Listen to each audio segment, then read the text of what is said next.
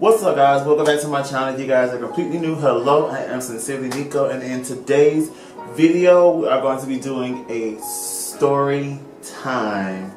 I know this is the first time I'm doing story time on my channel, but I promised you guys that I was going to do a story time during Pride Week, which of course fell through the roof.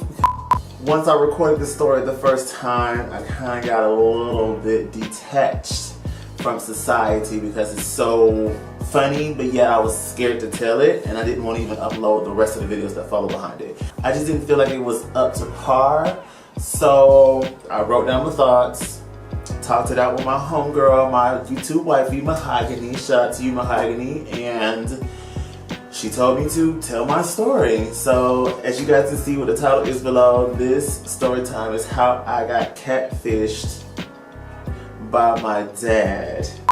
Yes, child, it's whew. It is what it is. So if you guys are completely new, make sure you guys hit that subscribe button and join me here on YouTube and be a part of the Expo Squad where it is lit on this side of YouTube. And also make sure you guys turn your post notification bell on so you don't miss any videos like this. And last but not least, make sure you guys give this video a huge thumbs up because you guys are enjoying the content, enjoying my new intro, enjoying my new quality, just enjoying it in general. Just let me know you guys are loving it. Alright, so let's go ahead and jump on into my coming out to my dad who catfished me on my space video.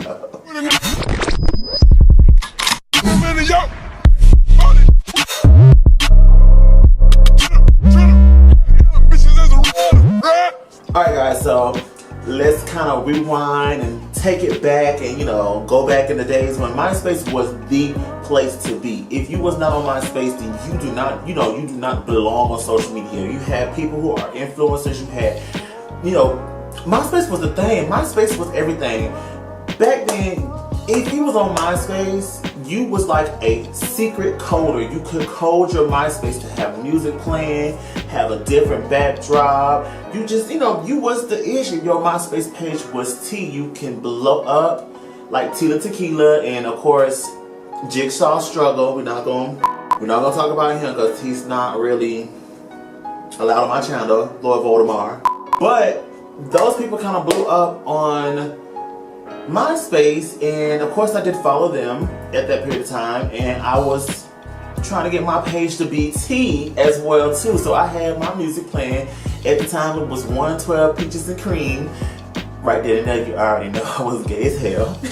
I had a cute little red and black background because you guys know I love red and black, and just my page was everything. So upon coding my page, you had your top friends list, like how you have on Facebook or your social media, whatever the case may be. Back then, MySpace had your top friends list where you could be able to put people in particular order where you want them to be as far as your friends. So if you're number one on somebody's list, that means you're hot tea.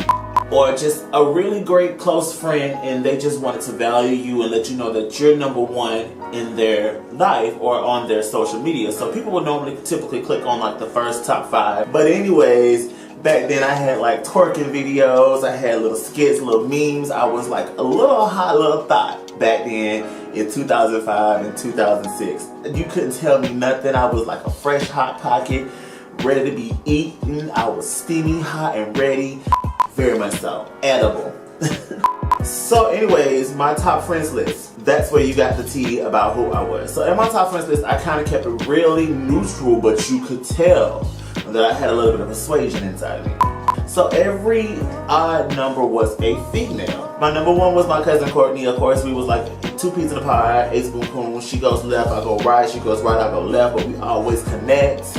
Every odd number was a female. Every even number was a male. Here's another catch. Majority of those males were topless.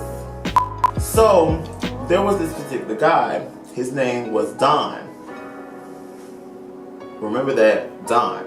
Don was just this cute, handsome, light-skinned guy, and we would converse, talk back and forth, He followed me, I followed him.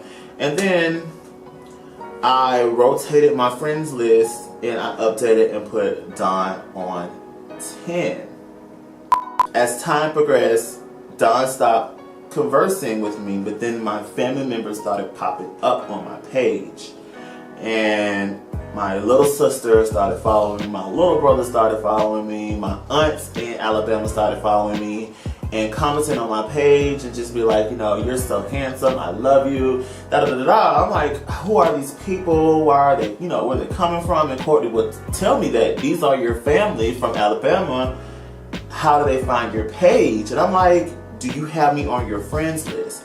And she goes to her page, she's like, no, I don't have you on your friends list, on my friends list. You told me not to put you on my friends list because you don't want your dad's side of the family finding you. So happened to find out that Don changed his name to McDaniel Woods and deleted his photo. So he had like a blank page and it had McDaniel Woods in the spot for number 10. And McDaniel Woods is my father's name. So this whole entire time I'm messaging Don and telling Don, you know, I think you're cute. Da, da, da. He's like, I think you're cute as well too. We should lane. You're in Orlando. I'm in Ocala, not that far. Trying to make arrangements to link up and hang out, aka me. But at the time, I was a Tatiana, so you already know what that was. I go to my messages and he messaged me and I'm reading through the messages, and as I'm reading through them, I'm seeing everything that we talked about. Everything from like private sensitive information, not my social, but what I do behind curtains. All that is in there, and the last message was sent from him and it says, I know you might be upset, but 80% of this is my fault for not being in your life. This is your father. I do apologize for not being the person who you wanted to be here on MySpace, but I'd rather be the person who needs to be in your life as your father. I did have somewhat of an absentee father in my whole entire life. When I was a little boy, my father really wasn't predominantly in my life. Of course, I would go spend time with him and vice versa. He did get remarried and did have more children with that marriage, inside of that marriage. And I would go and spend time with him in Alabama and stuff of that kind of caliber. And I hung out with a couple of my aunts that did follow me on MySpace at that time. But nevertheless, after that situation where my mom and my dad got into it, I haven't seen my dad for years upon years.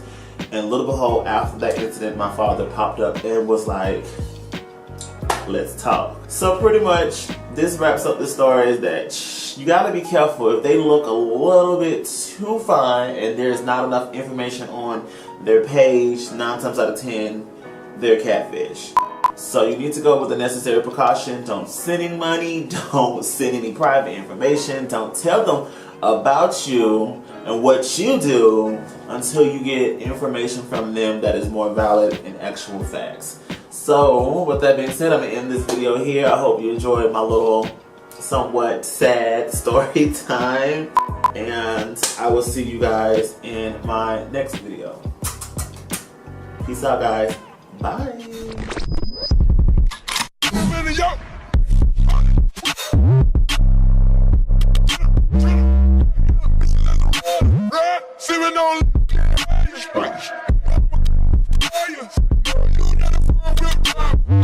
Shout out to the shooters in the